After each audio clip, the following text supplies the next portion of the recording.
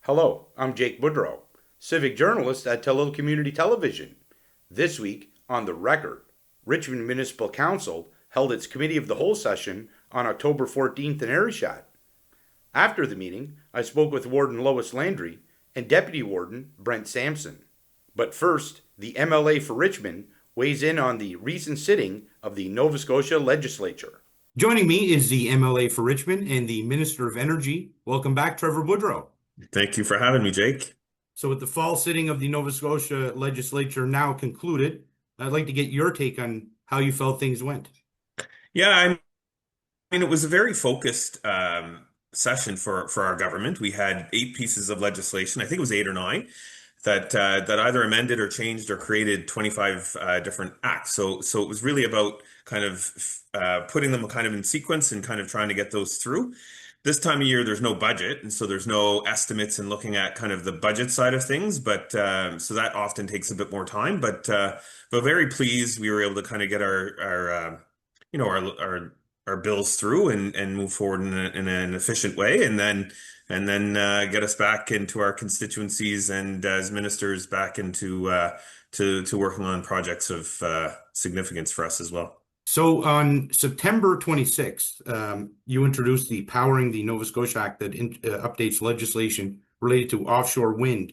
Now, you noted that this unleashes Nova Scotia's untapped potential. So what does this mean for employment? Because you mentioned good jobs. Yeah, well, there's actually 3 kind of parts to the powering our offshore, and one of them was related to offshore wind, and we are talking about Wind West, and we're talking about the potential for our offshore wind, and those those projects are massive in scale, billions of dollars of investment from private industry, but we're also talking about major investments in transmission across Canada, at least Eastern Canada, and so there are lots of jobs and lots of potential economic boost for Nova Scotia with those jobs. Another part of the bill was actually with respect to tidal power, and so we have a current RFP out for tidal that just closed. And when in talks with one of the developers that has a couple of berths in the Bay of Fundy, they talked about merging those 2 licenses to be able to put in a more a larger scale demonstration project that would allow them to have investors put money into it. So again, it's about attracting investment. It's about attracting dollars to see what the art of the possible is, both with offshore wind and with tidal energy. So again, it's a good news story. Really pleased. It was actually my first bill as a minister that I've put forward in the legislature, so it was kind of special for me as well. So an amendment to the Generation Facilities section of the Electricity Act, which has been used to designate clean energy projects outside of government procurements, will cap energy from these projects so that no new project can be added unless another does not proceed. Is this a matter of your government hedging its bets in case there are some projects that don't proceed, or if there's some delays in some of the projects that we're looking at? Yeah, so it's a bit of a complicated one, in part because before this act, there were a couple of different ways you could bring some onshore renewables on, right? So we have procurement, our Green Choice program, and our rate-based procurement, which is basically providing renewable electricity for all ratepayers. So this would go on the grid to support all ratepayers. What we also have are things like Port Hawkesbury Paper building their wind farm for themselves, or Everwind looking to build onshore wind to be used for green hydrogen, or a couple of other big industries that are looking down the South Shore. What happens is those individual companies get what's called a PPA, and that PPA allows them to sell that electricity they're producing when they don't need it. So let's say Nova Scotia or green hydrogen, they're producing green hydrogen, and then all of a sudden for the next couple of weeks they're not producing green hydrogen, but they are still producing electricity with their onshore wind. Well, then what would happen is that onshore wind power would be sold to Nova Scotia Power, and that would be utilized for ratepayers. There's only so much room. So on the coldest night of the year, Nova Scotia Power needs to produce 2.4 gigawatts of power for Nova Scotians to use. That's the maximum amount of power. But if we have all this extra power that these are producing and they don't need it, well, then that would get what's called curtailed or wasted. And that could be detrimental actually to ratepayers. It could actually cost ratepayers money for power they don't need or aren't using. And so what we're saying is let's pause this while we have these 4 or 5 projects going to make sure that it's doing what we need it to do. And then if we find we could add more, we can add more later. Or if a project decides it doesn't want to move forward with one of their wind farms, then we could look at other opportunities for other industry or for other ideas. So it's more of it's more about protecting ratepayers than it is about anything else, because we don't want them impacted by producing too much power that we won't use on the grid. Applications for the annual heating assistance rebate program open on October 1st. Families earning a combined net income of up to $45,000 and single person households earning a net income of up to $30,000 are now eligible to apply for the heating assistance rebate, whether they rent or own, provided they pay for heat. Recipients of this guaranteed income supplement or income assistance are also eligible. The rebate for 2025-2026 is $400, and that's something that your government received some criticism from the Liberals and NDP in opposition. So what's your response to that, or what's your take on that? Yeah, I mean, when we came into power, the HARP program was already there. And the HARP program, when we came into power, was actually $200 a year, right? And so when we came in, it was after COVID, inflation had gone up, and we had some surpluses as a government. We weren't projecting them, but we had them. So what we did was we invested in people. And over the last 4 years, we've put $240 million additionally into the HARP program to support Nova Scotians. So at one point we had it was $1,000 for 1 year. 1 year it went down to $600. And this year it's going to 400. And 400 is still double where it was when we started. But as a government, we've made significant investments in affordability. And I would, and I could go on about a number of different ones. We just had the largest tax break for Nova Scotians in its history, $500 million investment that we just did last year that will save families over $1,000 a year. We invested in the Seniors Care Grant, which was a $750 investment per year per senior who is eligible.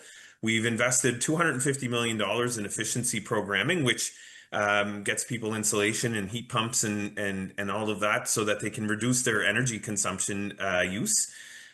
We've created the school lunch program, which again provides school lunches for 104,000 Canadian or Nova Scotian children. And we also reduced childcare costs by an average 50% for Nova Scotian families. So when you add all of that up, we've invested significantly in trying to make life more affordable for Nova Scotians. We recognize the HARP program is an important part for Nova Scotians, and but it's about using the resources that we have in a way to support all Nova Scotians. So when we had those surpluses, we utilized them to invest in Nova Scotians. And even today, we're continuing to invest in that HARP program, double what it was when we started. October 1st, Premier Tim Houston met with Tim Hodgson, Federal Minister of Energy and Natural Resources in Ottawa. Then the next day, met with Prime Minister Mark Carney to discuss energy security and the economic benefits of the Wind West project. How did these talks go? Oh, really good. I mean, I will say the federal government, this new administration federally, has been really supportive of looking at these nation building projects, and in particular with us here in Nova Scotia and Atlantic Canada. So we're very pleased with how these conversations have gone. I've met with Minister Hodgson on a number of occasions to talk about Wind West. If you're paying attention online, you'll see the Premier released a video just last night about Nova Natural Gas, which is about looking at our natural gas in the offshore. And so we're having conversations with the federal government about making sure that is looked at as a way to support Nova Scotians and Canadians as well. The energy file is a big file right now. This is about how we look at growing our economy, generating income, making lives better for Nova Scotians, and the federal government has been a good partner in that, and we're very pleased with Minister Hodgson and his engagement with us here in Nova Scotia. Now, during the Wind West announcement, your government called on the federal government to support the transmission infrastructure needed to export most of the energy that you guys intend to have. Now, do you believe in this case that the current federal government is not doing what they need to do, And what exactly is it that they should be doing to support this infrastructure? So when we think about what we're talking about doing on an offshore, we're talking about we just early on 5 gigawatts of power, moving up to dozens of gigawatts of power later on. And when I talked to you earlier, I said Nova Scotia at its peak uses 2.4 gigawatts. So that we're talking about double what Nova Scotia needs. And so we can export this to regions that are needing energy, whether it's our partners here in Atlantic Canada, whether it's PEI in New Brunswick, or you think of Quebec and Ontario, who are going to have major energy needs in the next number of years. And so we know that it's going to take the efforts of the province, it's going to take the efforts of the federal government, and it's going to take the efforts of private sector to really build that transmission. And so the transmission is key because it's about getting those electrons, getting that electricity where it needs to go. And so it's a lot like a Trans-Canada highway if you think about it. In order for us to transport goods across Canada, we need that. We need rail. And so this is another tool to be able to transport goods, in this case electrons, across Canada, for energy security purposes, for affordability purposes, for need of other jurisdictions. And so we're just making sure that the federal government understands that that they have a role to play, and they recognize that too. And I think you'll see more of that to come in the coming weeks and months. Now, I spoke with the leaders of the NDP and the Liberals last week, and they were critical of the short sitting, and they're claiming that this, along with some other measures they don't agree with, undermine democracy. How do you respond to that? Well, what I would say is typically we put forth bills, and sometimes we put 4 bills in, sometimes we put 6, sometimes we put 8, sometimes we put 12. But there were 25 pieces of legislation that were amended with our bills. And we offer time in the legislature for debate on these bills. So typically every day there's 3 to 4 hours, sometimes more, to debate these bills. And that gives the opposition an opportunity to say what they think on those bills. Not once during this sitting did the opposition use their time. They did not use those 3 or 4 hours. Sometimes they use 30 minutes, sometimes they'd use 45, and then your day is done. And that's how you move through a bill. You have up to an hour each to talk about. Each individual opposition member has up to an hour to speak on each bill. They didn't utilize that time. That's what takes time when you're talking about bills. So they have that opportunity to do it. They chose not to use that time. And we were able to move 8 bills through in an efficient manner. We were, if it would have taken 5 more weeks, that's okay too, if they want to debate it and bring up ideas and thoughts, but they didn't. And so I recognize what they're saying. I disagree with what they're saying, in part because they have the opportunity to speak on these bills and they chose not to. Now, the other criticism from the opposition was the $1.2 billion fiscal deficit that's being projected for the province. I suppose that number could change over time, considering that there was a lot of money spent, especially I think about healthcare and that, and there was some commitments and needed.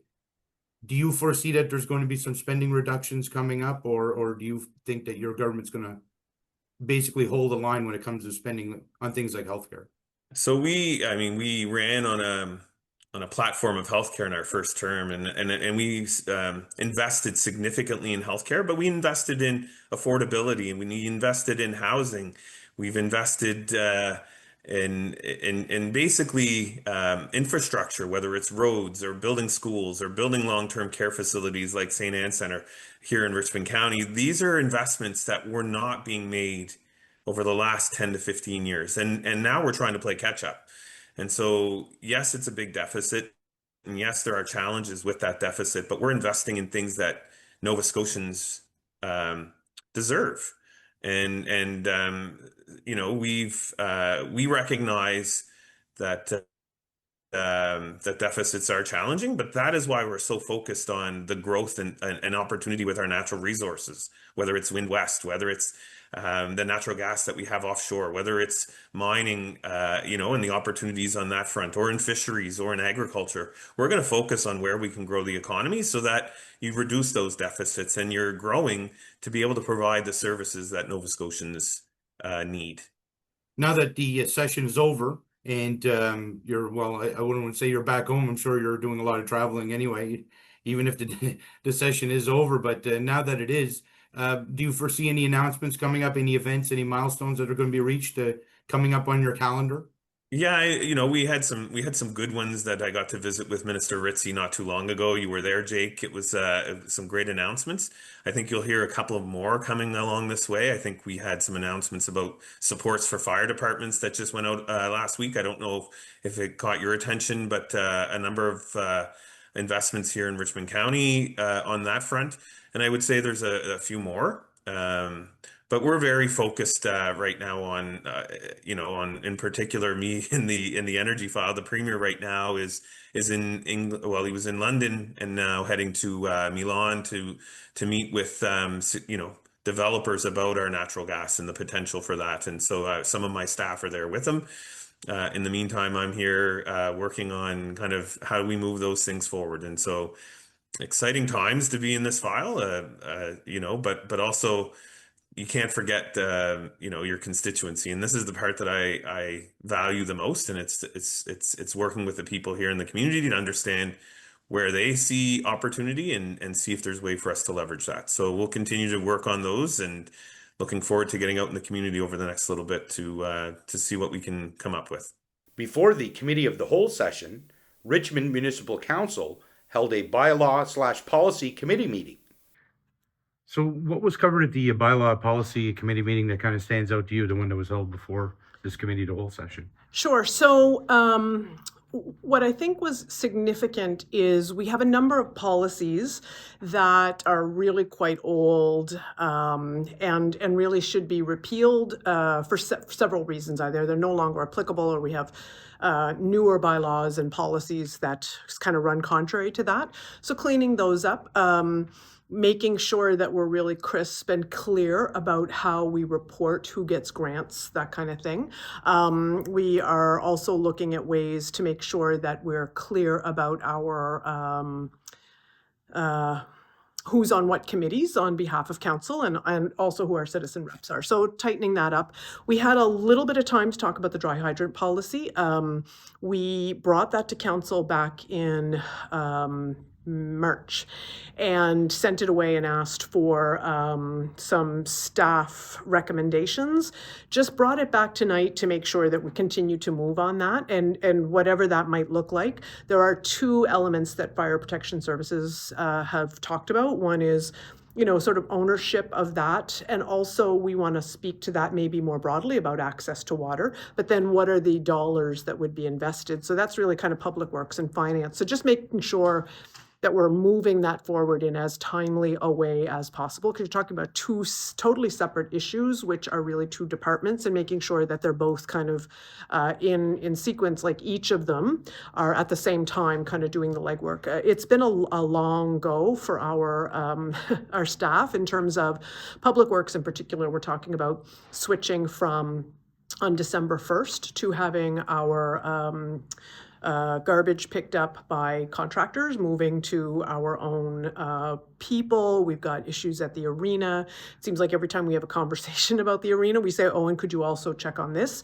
And so there's been a lot, and we just want to make sure that we're figuring out what the timeline is, and we're moving things as quickly as we can. Council then heard about a $700 grant application from the Framboise Community Centre. We have a new business, which this might be the best grant application ever, because I believe they are returning 1,000 and asking for 700, if I understand this. So we actually will net $300 potentially at the end of this situation. So you have in your package, for those folks following along, that is on pages 36 to 43. And so there's information in terms of a letter indicating they're not going to use the 1,000 we approved, but are now looking for 700. I wonder if Councillor Deputy Warden, do you have any, do you want to start us off? So I guess given that the 1,000's not being used, I think at the time, if I recall correctly. I think I'd done 500 from the district and 500 from the general fund. And look in I have the booklet here. Yes, it was 500. Yeah. 500 and 500. So I'd be willing to make a motion to go 350 from the district and 350 from the general. The motion is to do the two things, return the 500. I don't know how you want to word the motion. Yeah. Should we rescind the original? Okay, so I'll make a motion to rescind the original approval at 500 from the district fund and 500 from the general fund. And then, should I do them in two separate? Yeah, okay. Sure. Okay, so we have a motion to rescind the $1,000 to the Framboise Community Centre. Can I have a seconder for that? Seconded by Councillor Mumbercat. And a reminder, that was 500 from District 5 and 500 from the regional funds. So any discussion on that? Hearing none, all those in favor signify by saying aye. Aye. Those opposed? Motion carries. Back to you. I'll make a motion to approve the grant in the amount of $700, $350 coming from District 5 funds and $350 coming from the general funds. Okay, so a motion on the floor is to, and seconded, okay, so moved by Deputy Warden, seconded by Councillor Marchand. This was a totally different grant, right? Yeah. Yeah. To the same organization, yeah. So any other discussion on that? Hearing none, all those in favor signify by saying aye. Those opposed, that motion carries. Now, are you satisfied with the way the grant application from the Framboise Community Centre was handled and concluded? Yeah, well, I guess as it turned out, they didn't require the first one. They had some change of plans. So it was really, it was nice of them to come back with an ask that was lower, especially because the grant funds have been depleted so much this year. So that was kind of an easy one for us. Under the Administration Operations Report of the Chief Administrative Officer, upcoming meetings with the St. Peter's Village Commission and Boudreau First Nation were brought up. The CAO's report follows that in your package, pages 45 to 50. Don't know if CAO has anything or if the councillors have any questions for you. Madam Chair, if I may, just for interest, we are currently booking or trying to arrange for joint council meetings with both the Village of St. Peter's and Boudreau. I reached out last week with the new band manager who was also a council member over at Boudreau, so we're trying to arrange something there as well. And planning for St. Peter's is already underway, and I believe we have a tentative date for that one already. Yeah. And we're just reviewing action items and so that we're ready when the councils are sitting together. Great. Any other? Separate meetings. What do you expect is going to be discussed during the meetings with the Village of St. Peter's and Boudreau First Nation? That was something that previous council spoke about the importance of. And so I haven't been to any Boudreau meetings yet. They went through some staffing changes there. But we already had a meeting during the time that since last year. We've had one meeting with St. Peter's. They are their own municipal unit, as is Boudreau First Nation. But there are times where we have shared concerns. And so I remember one issue was they asked us about, how do you deal with your snow plowing of your sidewalks, that kind of thing. So I think there's quite a bit of time where you are both municipal units. We're both trying to deal with provincial regulations and whatnot. So we're looking at ways that just look at any ways we can marry up our services. Certainly the IDEA committee, which is inclusion, diversity, equity, and accessibility, that is a joint committee. So it means that we get to say, look, here are the things we want to do across the whole county, the municipality of Richmond, and within the village. So those are great opportunities to share resources and build capacity. Next, Council addressed a deadline extension for the low-income property tax exemption program. Moving on, the CAO has another item under his number 8 there, which is the low income property tax exemption program deadline for extension. We did this last year as well. Because our budget deliberations were when they were, and then because we needed to make a change within the policy, it actually only went up after the deadline had passed. So the date when it was pushed out onto our website was sometime in September, but the application deadline is actually the 15th of April.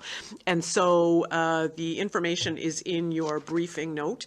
So looking to approve an extension to December 31st. It's worth noting that that date actually coincides with the senior property tax rebate. One's an exemption, one's a rebate, but for the sake of residents, it would certainly be an important date for them to remember. So moved by Councillor Marchand. Can I read this to you, Councillor Marchand, to see if you're agreeable, just because it includes a couple things? Oh, yeah, the recommendation on page 2. Yes, okay, so is it there? Yeah, so that the Council approve an extension to the application deadline for the 2025 low-income property tax exemption program to December 31st, and that qualified applicants who have paid their property taxes in full receive their exemption amount by rebate check.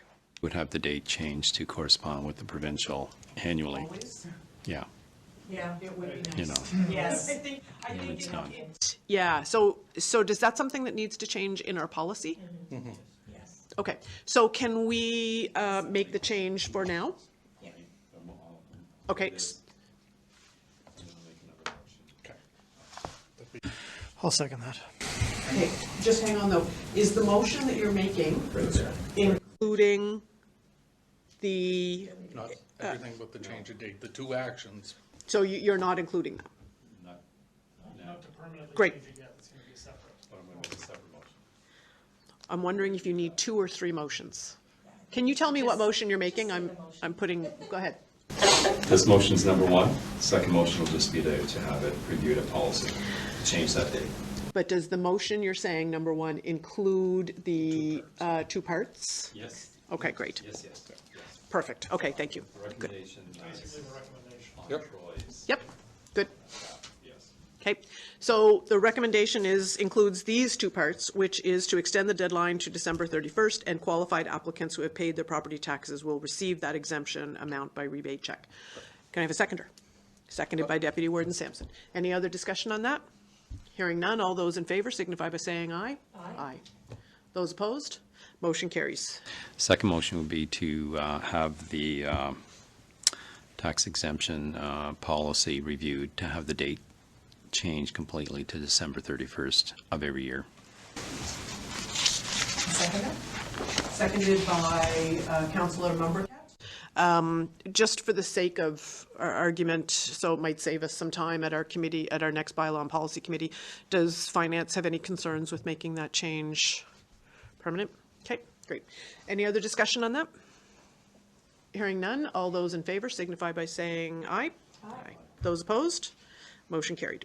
Now, the deadline has been extended for the low-income property tax program.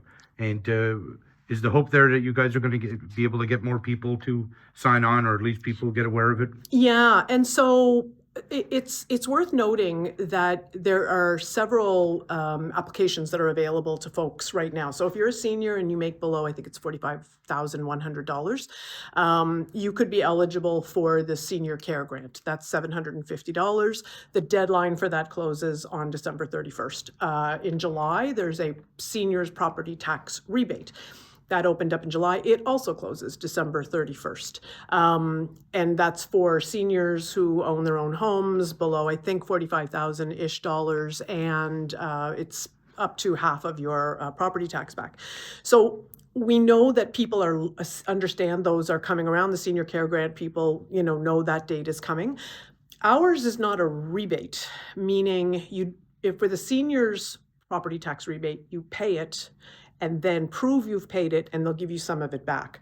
Ours was meant to make it so you didn't have to pay. So you can get, if you have an income, net household income below $30,000, you don't have to pay $200 of your property tax. So it's meant to make it so you don't have to pay it and get it back. But the problem was the date is a funny date. It's August 15th. And so it doesn't line up. And so we also didn't put it on our website because it technically didn't get through all the hoops we have to jump here until September.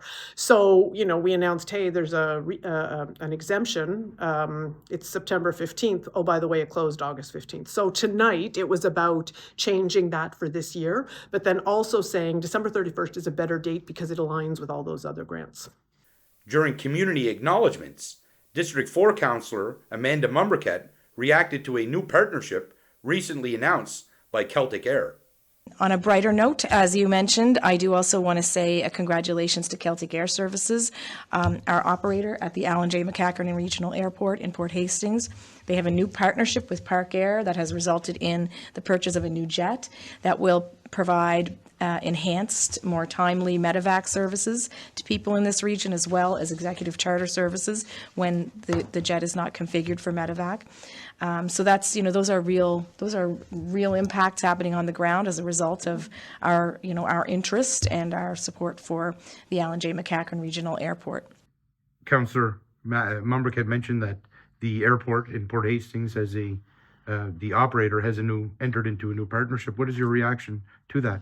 Yeah, I mean, anytime you're bringing more people here, great. Anytime you are giving residents the opportunity to travel, I guess, that's great. But what is certainly most important, I think, for all residents who maybe aren't going to get on a jet plane and go anywhere is that it does expand our capacity in terms of medical emergencies. So, you know, that's just great. And really, during the wildfire, because that's what it was up in Framboise, I think the first call we got was Celtic Air saying, you know, whatever you need, we will help. So I think that that's a great relationship to kind of to build on, and seeing that our residents might benefit from increased capacity for medevac, that kind of thing. That's just great. Finally, Council debated its priority list of J-class roads to submit under a cost-sharing arrangement with the provincial government. So item number 11 is unfinished business. So we have a carryover item from our September meeting regarding the cost sharing and road paving of J-class roads. So for 26-27. So there is a staff report in your package. CAO, do we start the conversation off? Sure. Thank you, Warden. So yeah, the package was, or the memo was put together by our Director of Public Works last month. The standard form was circulated with what has been submitted in the previous years, and we're looking to see if there was anything identified out in your areas that are a J-class road that you would like worked on, so that we could prioritize and put in our submission before October 31st. Councillor Mumbriket. Thanks, Warden. And I know we've discussed Tenor Lane in the past at this table, and probably many tables, but I would like for us to seriously consider adding this to the list of roads to consider. I have noticed that the sign that was cut in half has been replaced, so that's really great. But the road is becoming almost impassable now when the winter hits, and I know that residents there are doing their best and taking it upon themselves in some cases to try to clear their way out. But without the proper drainage and the culverts in place, it's an uphill battle. So I would make a motion. Do we need a motion to that effect? I would like to make a motion to consider Tenor Lane adding it to this list, or adding it for consideration. I think we have to finish tonight with 3 as a priority.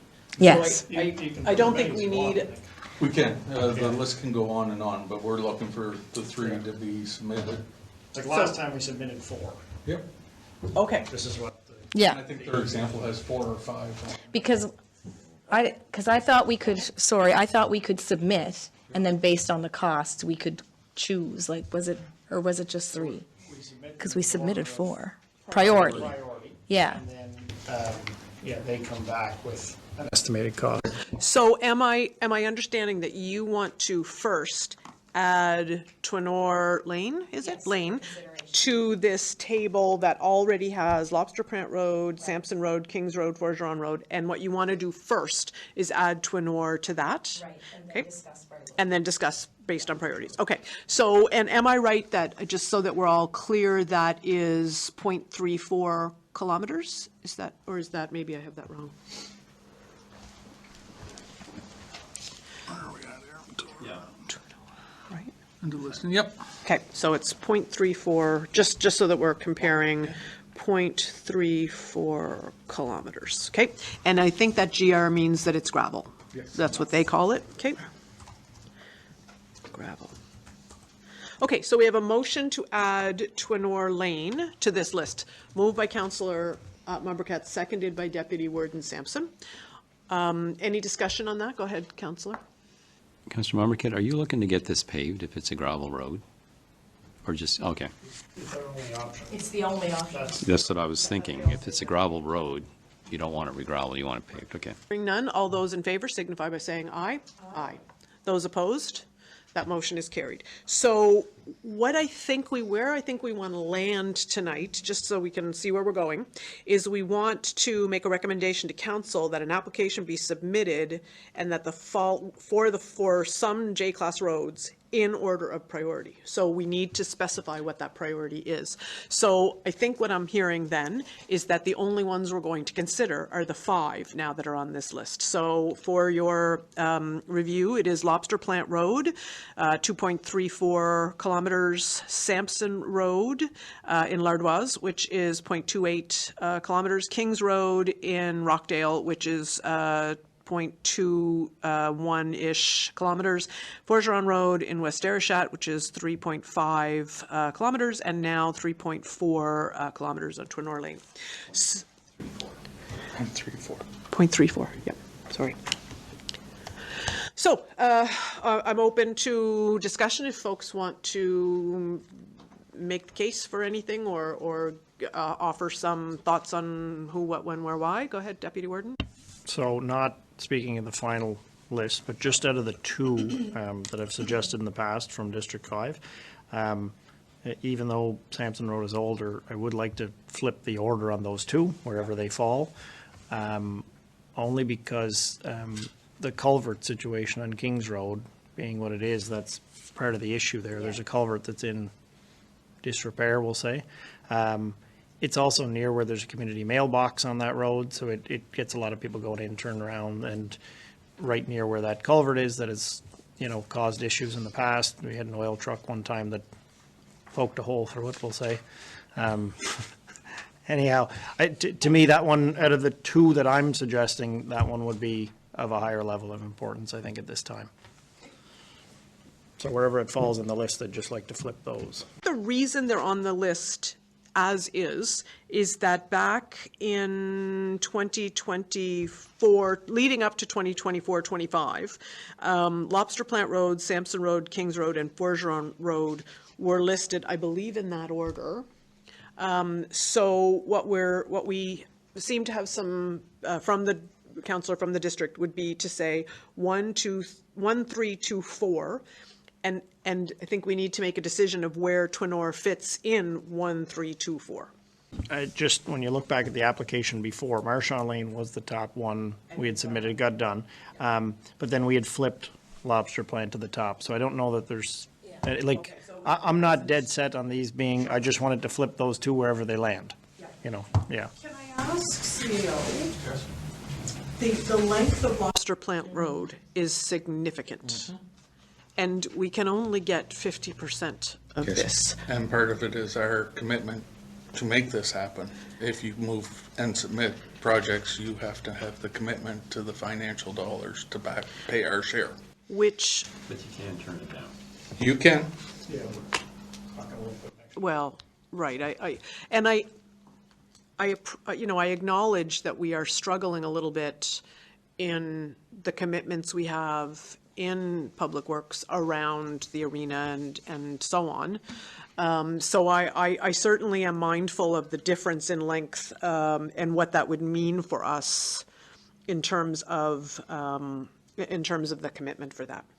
I would echo that as well, Warden. And I'm hesitant to say this because, of course, the councillor, Councillor Sampson is not here, but I do worry about the length of that road, our ability to support it, but also our ability to get anything approved when provincially they're looking at the same situation. So I guess question maybe, or do we know if the province said, okay, well, we can only do so much money in Richmond County, we'll pick the second one on their list? Is that how that would work, or is it number one, right? Well, the letter that came at sometimes it's not dated, but it says due to the program limits, yes, we'll not be able to proceed with anything. So yes, which has happened. Yeah. Right? So, but to be fair, there were small lists on there. Yeah. I wasn't here when the original list went in, so I'm happy to defer to where that 1, 2, 3 came from last time. I wasn't here. But I am mindful that this particular year, we are there. Oh, thank you. I wasn't here when the list was generated the last time, but I am mindful of the obligation we would be left with if that one was chosen. But again, I'm not the councillor for that area, but being an Almadam councillor, I appreciate that it is in terrible disrepair. I understand that, but we're going to have to make a decision. So thoughts on how we come to Councillor Marchand? None in your street. Why don't you decide? I would have said the lobster plant one, but where's the list you're talking about? It's the list. It's in the letter that we saw before. No, sorry. It was the list that was submitted last year. We got nothing, and before that, Marchand Lane was done. Thanks, Warden. And, I do think, if I'm recalling correctly from the discussions when we submitted that list back when, it was about the economic impact of that business down that road, right? And how much business that takes to the county. So it's a great point. But I just don't know that it's realistic for us to take on at this time. I'd be more in favor of an order that would put the smaller roads first and then maybe work with the province to see if we could do, even if we could do the Lobster Plant Road in phases, maybe do we have to do it all at once? Could we come up with a 1-2 year plan just to make it more financially viable for us? It may be, yeah, I'm sure it would. But you see the province doing highway repairs in chunks, right? Just sometimes financially it's not feasible to do all in one.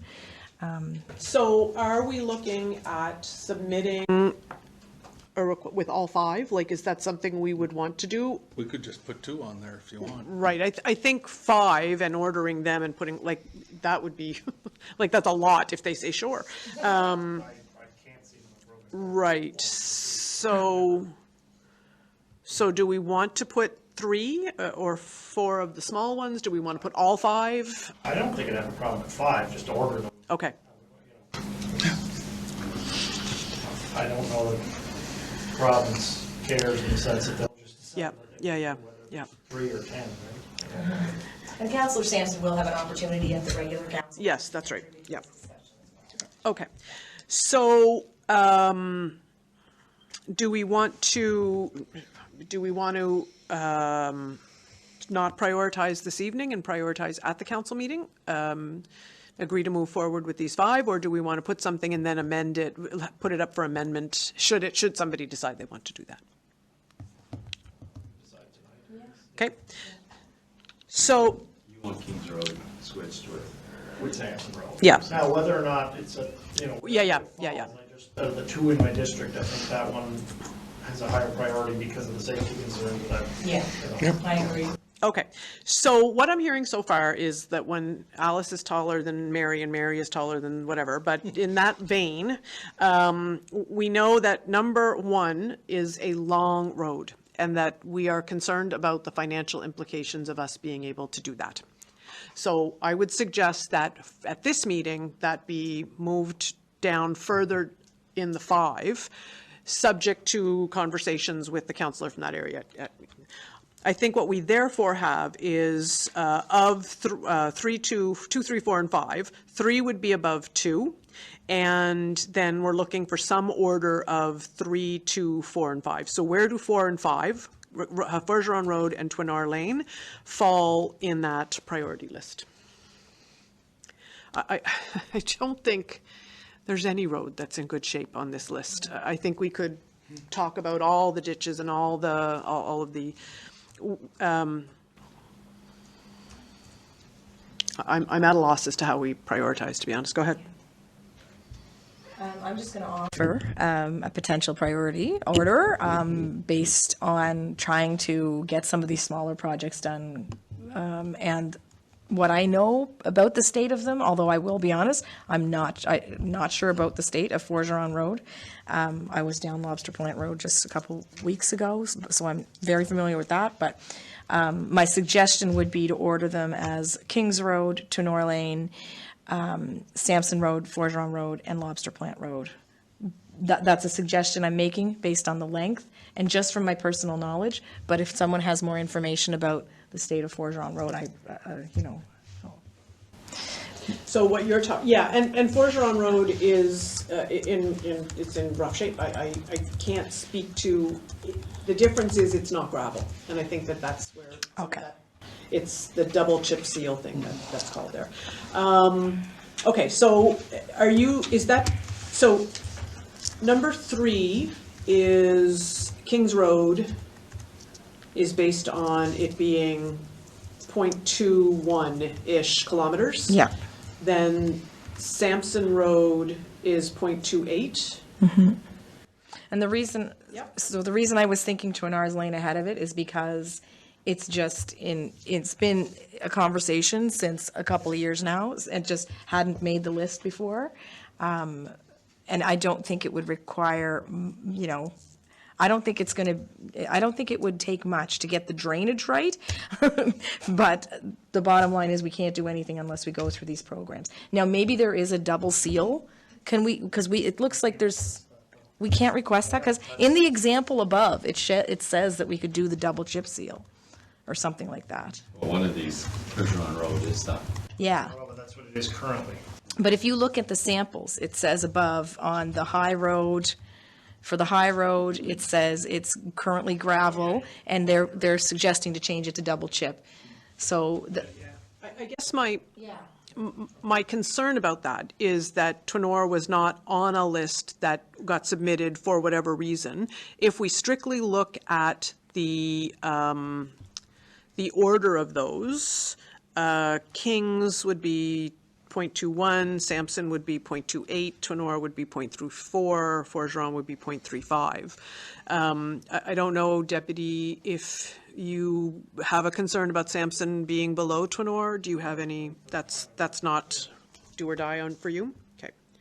And I think that it is our responsibility to acknowledge that we have roads that should all be done, Yes. but we are also stewards of the resources that are in front of us, and we know that this is going to be a difficult go. Yep, go ahead, Councillor Marchand. Do we know the residents on Forgeron Road? The number of residents that we would impact with Forgeron or Tweenor or Kings or Sampson? Because Kings, you definitely want that ahead because of the mailbox. Yeah, there's at least 4 houses, anyway, beyond the mailbox there, I think. So are you suggesting that Sampson move to number 4? So Kings, Tenor, Forgeron, Sampson? No, I'm saying Kings, he wants that one done. Yes. Yes. What's on Tweenor Lane, what's on Forgeron Road, what's on Sampson? In terms of the number of houses, I'd have to check. I know there's a new house that was just built, or there are people moving into a new house there. Anyway, I don't know when it was built exactly. I think this week or next week or something, but I'd have to go and count it. List them in priority based on the residents other than the one where the mailbox is. So Kings first, and then the other 3 based, because this Forgeron Road, I've heard that it's not in great shape. Oh, yeah. I don't know how many people are on it, but I've heard that name before. The other ones, I don't even know where they're at, so. Can we do this? Can we make a decision here and then make sure that we know the things that we'd like to have brought back in case we want to amend the list?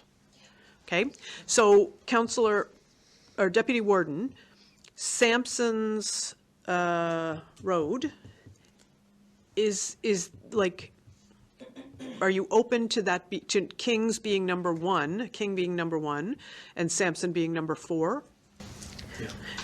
Okay. Forgeron Road definitely has more. Right. Okay. Probably than the others. Right. And it is spreading it around a little bit. There was last one that was done. Okay. So here's what I think that we've landed on based on the length of the road, the number of people, the spreading the wealth, all of that. Kings Road in number 1 position, Twinor in number 2, Forgeron in number 3, Sampson in number 4, and Lobster Plant Road at number 5. Do I have that right based on, okay? And that we would maybe go back and get some information about the number of roads on that house, because to be honest, I wouldn't want to comment, I didn't count. And that may be something that we could amend the list based on some more information on that.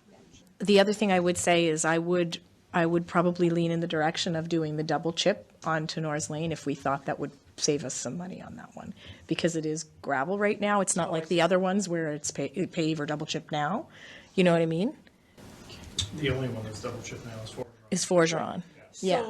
So if double chip is eligible and less expensive, I would add that to the list. So can we not deal with that tonight? Sure. But Yeah. could you We can ask totally not. for us to, like, if that's an option, maybe we could amend it Yeah. via an amendment at council meeting, but at least we'd get this locked in. You got it. Okay. Yeah. So I'm looking for a motion to recommend to council that an application be submitted to the province for cost-sharing paving of the following J-class roads in order of priority as follows. Kings Road in Rockdale, Twinor Lane in River Bourgeois, Forgeron Lane in West Arichat, Sampson Road in Lardoise, and Lobster Plant Road in Cape Hogan. Can I have a seconder? Seconded by, sorry, who moved it? Oh, I thought you moved. yeah. Oh, sorry. I thought I wasn't no, looking sorry. at you, So you're gonna so move I'll make the motion. Yes, thank you. Seconded by Deputy Warden Sampson. Any discussion on that? Hearing none, all those in favor signify by saying aye. Aye. Those opposed, motion carried, and we will come back to this at our council meeting with information about whether double chipping is possible, the number of people on those roads, and I'll fill Councillor Sampson in as well. Now, when it comes to J-class roads, it seems that the way you guys are looking at it is a few smaller, shorter roads at the top of the list seem to be what's more realistic from your standpoint and from the provincial government standpoint to now. Yeah, those are difficult conversations. Whenever somebody says, okay, let us know any roads that are in rough shape and prioritize the ones that we should fix first.